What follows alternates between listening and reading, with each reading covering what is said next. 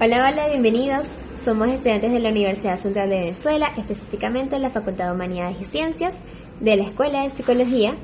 Estamos en este momento cursando la materia de Neurofisiología con la profesora Tania Tovar, que es perteneciente a la Cátedra de Neurociencias. Esta es nuestra segunda práctica, somos el grupo número 8 y está conformado por Kimberly Azuaje, Betty Blanco, Brian Filgueira, Cristina Mousa y mi persona, María Andreina Guerra. En este momento le vamos a hablar acerca de la sistematización de los cordones medulares.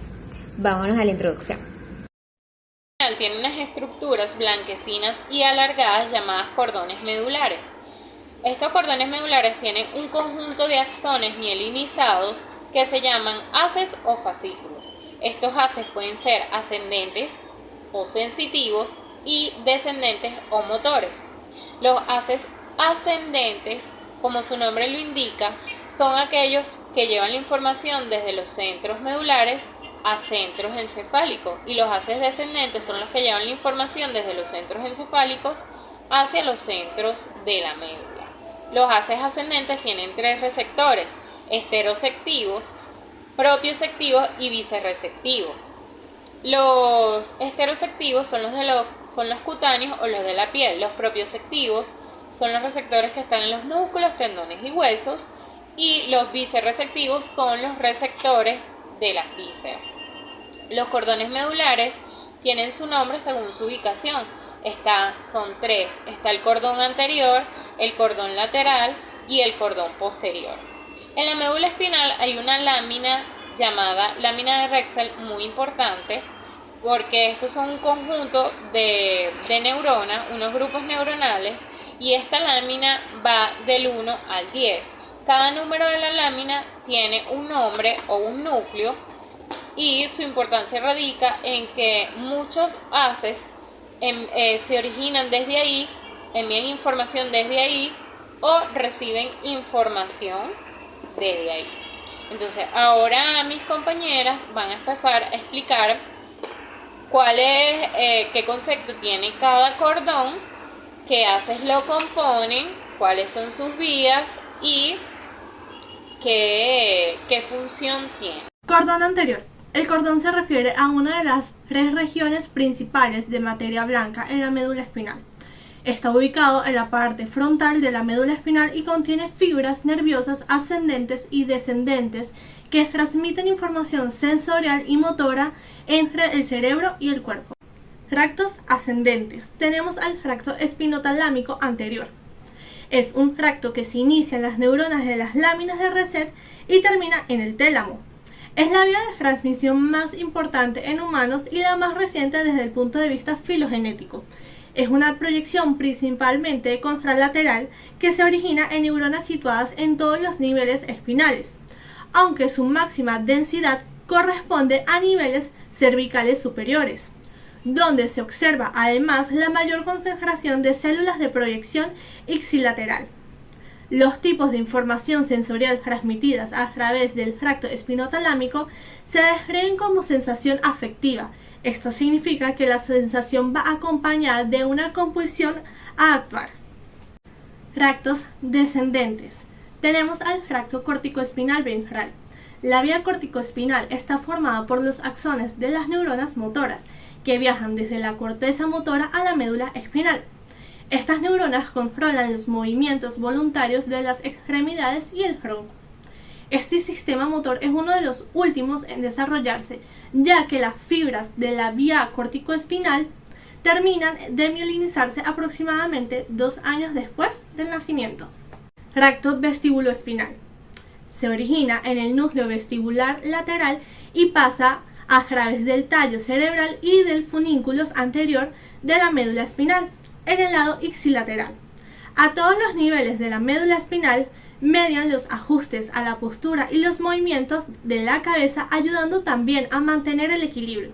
Los movimientos pequeños del cuerpo son detectados por las neuronas sensoriales vestibulares y, para contrarrestarlos, se mandan comandados a los grupos de músculos apropiados en todo el cuerpo a través de los tractos vestibulares.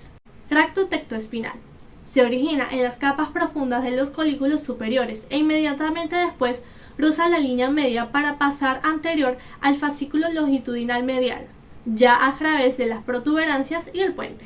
Se sabe poco sobre la función del tracto tectoespinal, pero como las neuronas del colículo superior reciben entradas provenientes del ojo, se cree que está involucrado en el reflejo que mueve la cabeza para orientarse a estímulos visuales. Tracto reticuloespinal. Este sistema incluye todas las vías que reciben impulsos de la corteza cerebral. Comienza dentro de la formación reticular del tronco encefálico y termina en la médula espinal. Básicamente, este tracto controla los movimientos corporales involucrando la formación reticular. Buenas tardes compañeros, yo soy Kimberly y les estaré conversando referente a los cordones laterales. Estos forman parte de la sustancia blanca de la médula espinal, ya que contienen los axones de las neuronas que se encuentran allí. Tenemos que se ubica entre las salidas de las raíces nerviosas anteriores y la entrada de las raíces nerviosas posteriores. Sin embargo, de manera más ilustrativa, más adelante les estaré comentando una imagen en la que podremos visualizar cuáles son sus límites y cuál es la zona que conforma como tal el cordón lateral. Entre sus características observamos que contienen axones ascendentes y descendentes. En distintas literaturas observaremos esto como tractos. Lo observaremos como tractos ascendentes y tractos descendentes, los cuales son vías de comunicación entre el encéfalo y el resto del cuerpo, que van a transmitir información motora y sensorial. En el caso de los cordones laterales poseen tractos ascendentes y descendentes. En el caso de los tractos ascendentes se enviará información del cuerpo hacia el encéfalo y de los tractos descendentes enviarán información desde el encéfalo hacia la periferia del cuerpo. Si tomamos una porción de la médula espinal, visualizaríamos tanto su sustancia gris como su sustancia blanca. Para comprender dónde se ubica el cordón lateral, necesitaríamos precisar cuáles son sus límites. Primeramente, tendríamos el surco dorsolateral que delimita con el cordón posterior y el surco ventrolateral que delimita con el cordón anterior. Por ello, todo lo que estaría en medio de estos surcos sería el cordón lateral. Iniciaremos conversando acerca de los tractos ascendentes, recordando que son los que transmiten información del cuerpo hacia el encéfalo. A la vez, los tractos ascendentes están compuestos por haces. Iniciaremos con los haces espinocerebelosos. Los haces espinocerebelosos son dos, son el ventral y el dorsal, es decir, espinocerebeloso ventral y espinocerebeloso dorsal. Ambos se encuentran dentro de los tractos ascendentes del cordón lateral. En un inicio, el haz espinocerebeloso dorsal se originará en las células de la columna de Clark y se estará comunicando con el cerebelo. Por otro lado, el haz espinocerebeloso ventral se estará formando por las células de Betcheteriu y también irán hacia el cerebro.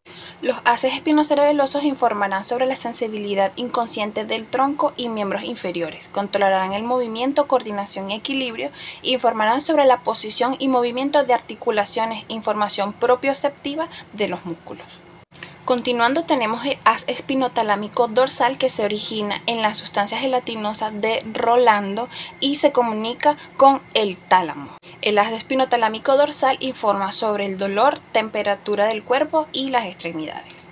A continuación hablaremos sobre el haz espinorreticular. Este sabemos que se origina desde la zona profunda del asta posterior de la sustancia gris y se comunica hacia el centro de formación reticular en el tallo encefálico. Este informa sobre la posición y movimiento del cuello, contribuyendo al estado de conciencia y vigilia. Esto ya que está directamente relacionado con la formación reticular.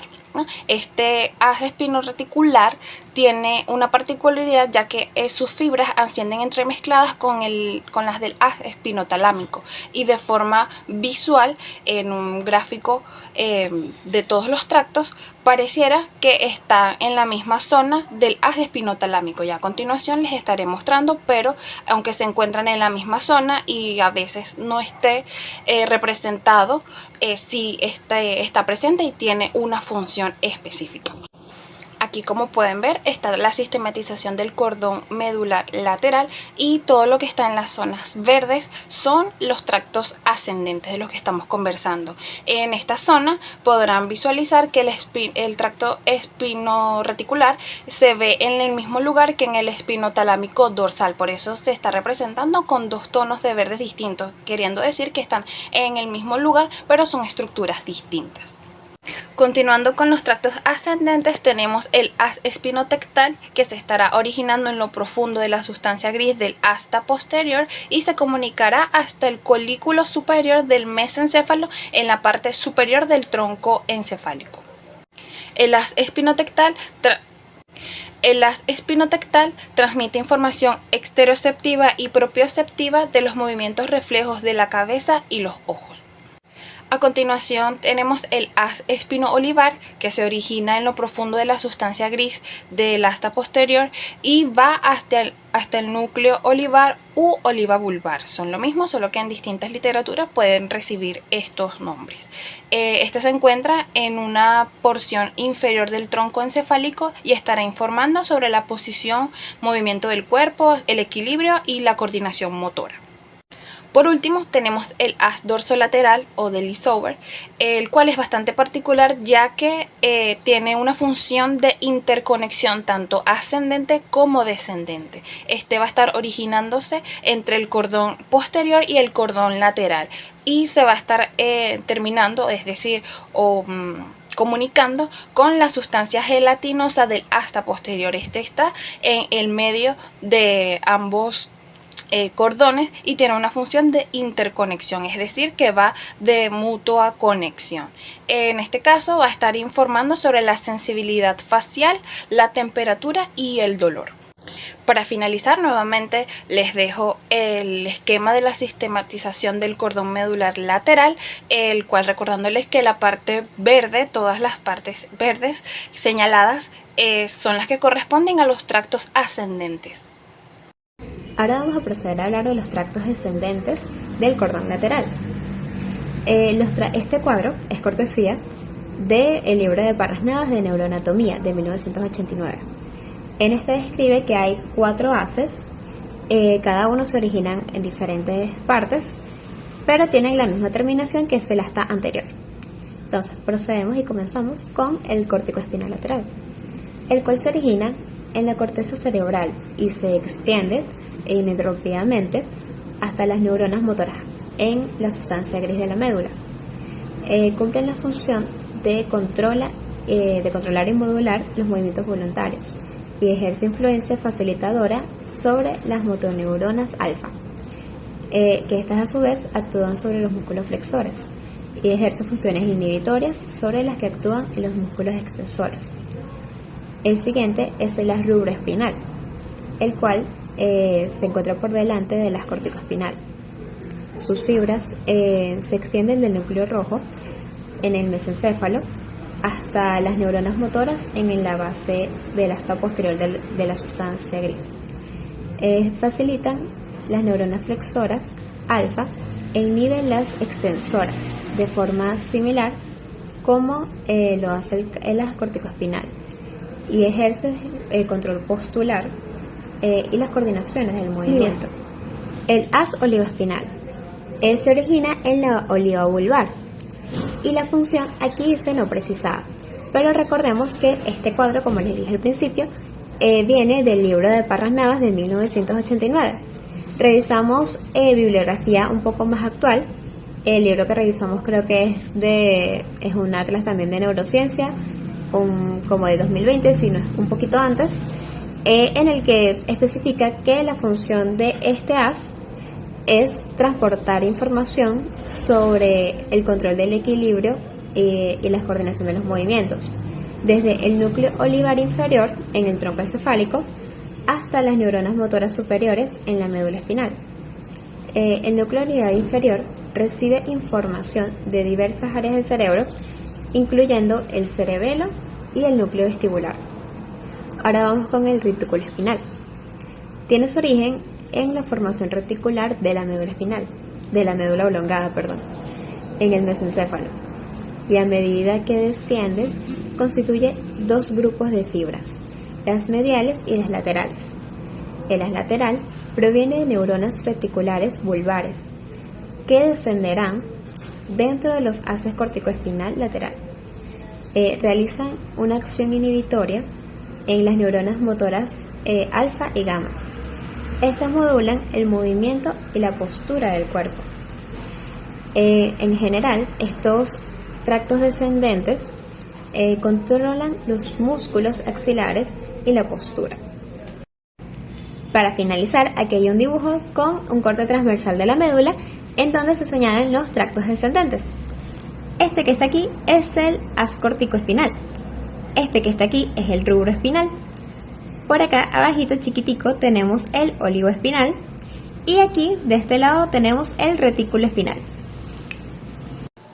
El cordón posterior es aquel por donde transitan las vías de conducción medular referidas a la sensibilidad profunda consciente o propioceptiva, la cual nos indica en qué lugar se ubica cada parte de nuestro cuerpo y sus movimientos.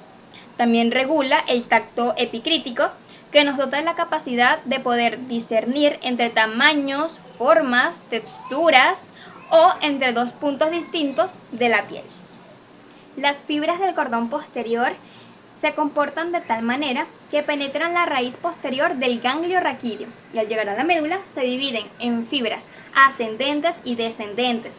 Las fibras ascendentes son las más importantes, ya que constituyen las fibras gangliobulbares, las cuales integran sus dos fascículos más importantes y conducen la sensibilidad profunda consciente. Estas se organizan de tal manera que las que penetran segmentos más cefálicos quedan más externas que las que penetran segmentos más caudales. Respecto a sus fibras descendentes, estas se agrupan formando un haz que va a cambiar de nombre, ubicación y forma según el segmento. Por ejemplo, en la región torácica inferior tenemos al fascículo sectomarginal o cintillo periférico. En la región lumbar tenemos al fascículo oval y en la región sacra las fibras descendentes se agrupan adoptando la forma de un triángulo de vértice anterior y base posterior. El cordón posterior se ubica entre el surco medio posterior y el colateral posterior de la médula espinal, presentando una división en la zona cervical y torácica alta, debido al surco paramedio, el cual lo divide en dos fascículos voluminosos, integrados por las fibras gangliobulbares y que están constituidos por los tractos o fibras ascendentes, las cuales llevan la información desde la periferia al centro. Estos fascículos se denominan gracil o de Gaulle y fascículo cuneiforme o de Bourdache. El fascículo gracilis, también conocido como delgado o de Gaulle, se encuentra en la zona más medial del cordón posterior y comprende las fibras de los segmentos coccygeos, sacros, lumbares y torácicos bajos. Este se encarga de llevar la información sensitiva de los miembros inferiores. Ahora, el fascículo cuneiforme o de Bourdache se encuentra a los laterales y comprende las fibras de la región torácica alta y cervical. Por ende, se encarga de llevar la información sensitiva de los miembros superiores. Ambos fascículos se originan en los ganglios espinales y terminan en los núcleos grácil y cuneiforme del bulbo raquídeo dorsocaudal. Gracilis y cuneiforme. El sistema nervioso periférico recibe la información sensitiva y esta información pasa por el ganglio dorsal. Del ganglio dorsal pasa a la médula espinal en el cordón posterior, donde está el fascículo gracilis y el fascículo cuneiforme. Este haz asciende ipsilateralmente, es decir, por el mismo lado. Luego ascienden al tallo cerebral y en el tallo cerebral hacen sinapsis con el núcleo gracilis y el núcleo cuneatus, que se encuentra en el bulbo raquídeo en la parte dorso-caudal. De allí cruza y al cruzar forma el llamado lemnisco medial. Después de allí, estos impulsos sigue hacia el tálamo y del tálamo pasa a la corteza parietal, a la corteza sensitiva parietal, y es allí donde se interpreta la información y entonces ahí podemos decir, bueno, mi cuerpo está ubicado en el espacio de esta manera, o lo que estoy tocando es, por ejemplo, una borra o una regla. Ahí es donde interpretamos la información de manera consciente. Esta ha sido la explicación de la sistematización de los cordones del grupo número 8. Muchas gracias por su atención.